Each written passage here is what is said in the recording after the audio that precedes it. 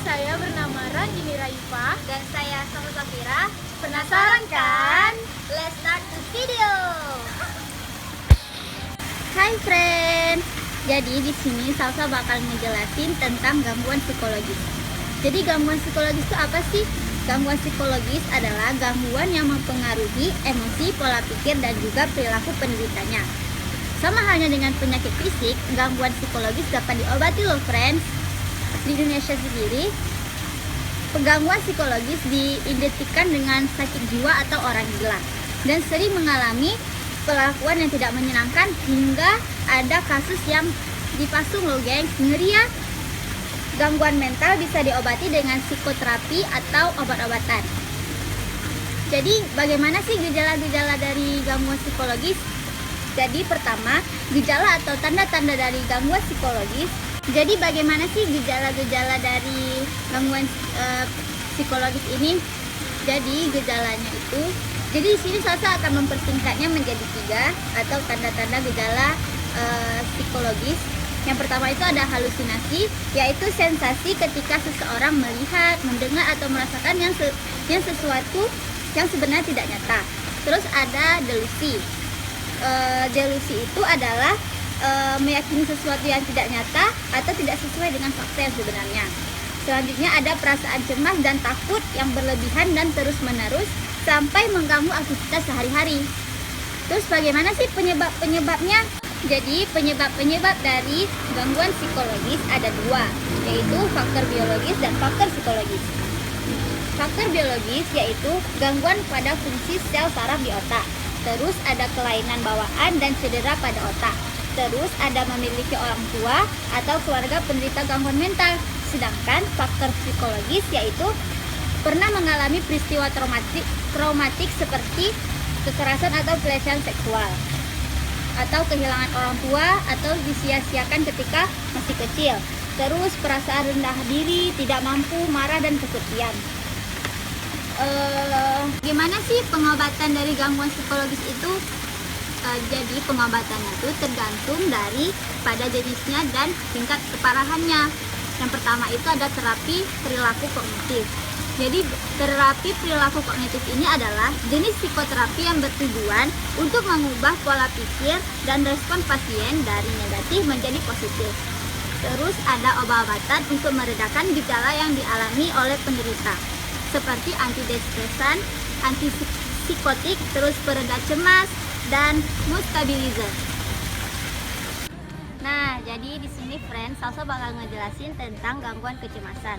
Jadi gangguan kecemasan itu apa sih? Gangguan kecemasan adalah salah satu bentuk emosi individu yang berkenan dengan adanya rasa terancam oleh sesuatu, biasanya dengan objek ancaman yang tidak begitu jelas. Terus gangguan psikologis yang mencakup ketegangan motorik, bergetar, tidak dapat duduk tenang dan tidak dapat bersantai, hiperaktif, pusing, jantung yang berdetak cepat dan juga berkeringat, dan harapan-harapan yang pikiran-pikiran yang mendalam. Terus bagaimana sih jenis-jenis gangguan psikologi? Jenis-jenis gangguan psikologi itu ada 5, yaitu pertama ada gangguan kecemasan tergeneralisasi. Gangguan kecemasan tergeneralisasi ini adalah gangguan yang terdiri atas kecemasan yang bertahan setidaknya 6 bulan. Individu dengan gangguan ini tidak dapat menunjukkan kecemasannya. Terus ada gangguan panik. Gangguan panik ini adalah gangguan kecemasan yang ditandai dengan kemunculan ketakutan akan teror yang tiba-tiba datang dan berulang. Terus ada obsesif kompulsif atau OCD, yaitu gangguan kecemasan di mana individu memiliki pikiran-pikiran yang menimbulkan kecemasan yang tidak dapat hilang. Begitu juga obsesi atau dorongan untuk melakukan perilaku.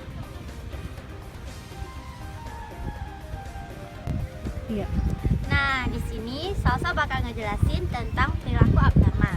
Perilaku abnormal. Jadi sebelum kita untuk membahas perilaku abnormal ini, Salsa bakal ngejelasin gimana perilaku normal itu. Jadi menurut Kartini Kartono, perilaku normal adalah perilaku yang sesuai atau tepat yang bisa diterima masyarakat pada umumnya. Sedangkan sikap hidup sesuai sesuai dengan pola kelompok masyarakat tempat ia berada sehingga tercapai satu relasi interpersonal dan interaksi sosial yang memuaskan. Sedangkan perilaku abnormal adalah perilaku yang menyimpang, jauh dari perilaku normal atau berbeda dari keadaan integrasi ideal. Jadi penyebabnya gimana sih? Penyebabnya itu dari faktor keturunan, faktor sebelum lahir, faktor ketika lahir, dan faktor setelah lahir. Terus bagaimana sih jenis-jenisnya? Jenis-jenis dari perilaku abnormal ada 4, yaitu psikopat, terus defisiensi moral, habis itu ada abnormalitas seksual seperti homoseksual atau lesbian atau gay, terus ada psikoneurosis dan psikosa. Nah, sekarang Salsa bakal ngejelasin tentang gangguan stres pasca trauma. Gangguan stres pasca trauma adalah gangguan kecemasan yang berkembang melalui pengalaman traumatis seperti perang, situasi yang opresif seperti Holocaust, penyiksaan yang parah seperti pada perkosaan, bencana alam seperti banjir dan tornado, dan kecelakaan yang tidak disebabkan oleh alam seperti kecelakaan pesawat. Baiklah, di sini saya akan membahas tentang kesehatan mental dari sisi psikologis. Yang pertama itu ada fobia. Apa sih fobia itu? Fobia adalah kondisi rasa takut yang berlebihan terhadap sebuah objek atau suatu situasi tertentu. Fobia dikategorikan sebagai gangguan kecemasan karena emosi cemas yang paling dominan yang ada pada orang ketika dia mengalami fobia tersebut. Nah, beberapa contoh yang sering kita ketahui ada fobia takut sama ular, fobia takut sama kecoa, bahkan fobia takut pada ketinggian. Dan ternyata nih, baru-baru ini muncul loh fobia baru, yaitu fobia perkembangan teknologi. Jadi mereka takut tidak dapat mengakses handphonenya.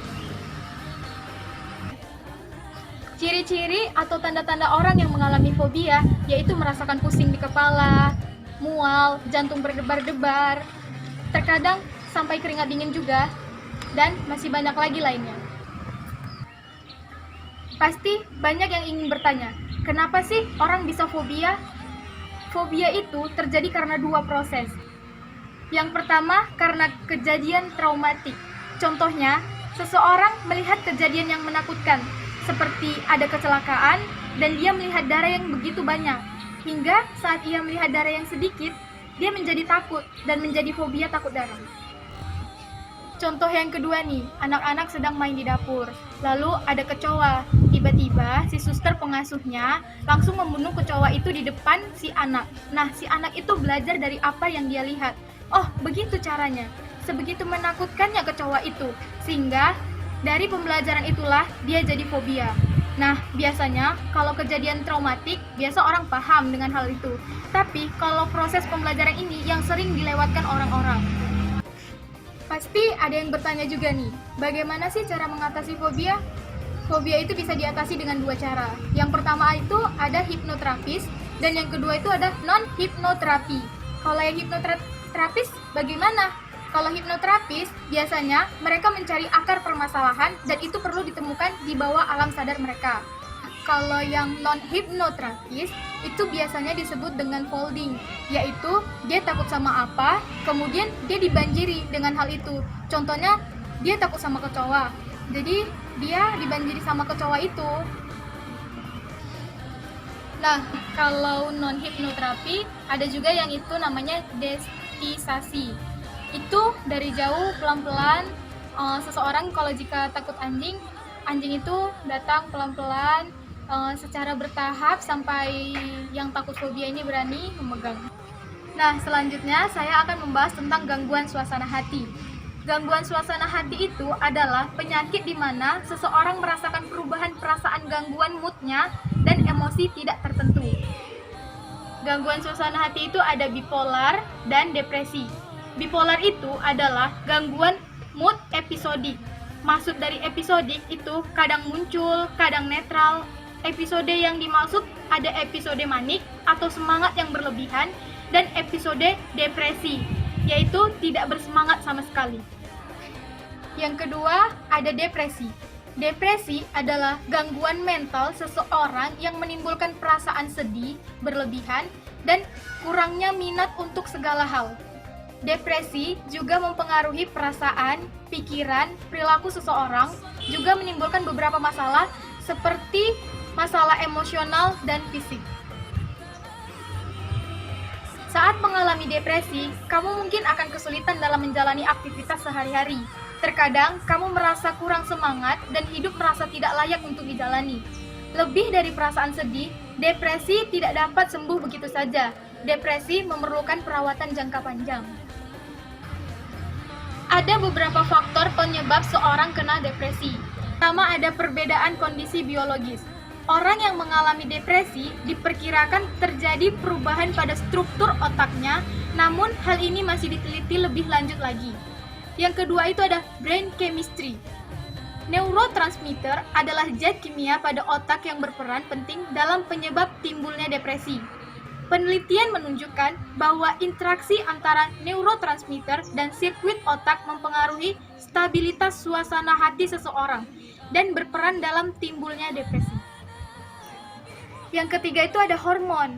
Perubahan hormon berperan juga dalam timbulnya depresi. Yang keempat itu ada faktor keturunan. Depresi bisa terjadi karena adanya gen keturunan yang mempunyai kondisi sakit depresi. Tanda-tanda dan gejala depresi yaitu perasaan sedih, kosong dan putus asa, kehilangan minat pada aktivitas seksual, merasa lelah, dan kekurangan energi. Bahkan aktivitas kecil mereka harus butuh tenaga ekstra. Depresi juga bisa mengalami insomnia atau susah tidur, amarah yang meledak-ledak, mudah marah dan frustasi, bahkan untuk hal sepele. Perasaan cemas yang berlebihan, selalu merasa tidak berharga dan bersalah, terpaku pada kesalahan masa lalu, dan menyalahkan diri sendiri. Bahkan sulit untuk berkonsentrasi atau membuat keputusan pikiran yang berulang-ulang tentang kematian atau bunuh diri. Baiklah, sekian dan terima kasih. Thanks for watching guys. Mohon maaf jika ada kesalahan dalam video singkat kami ini ya.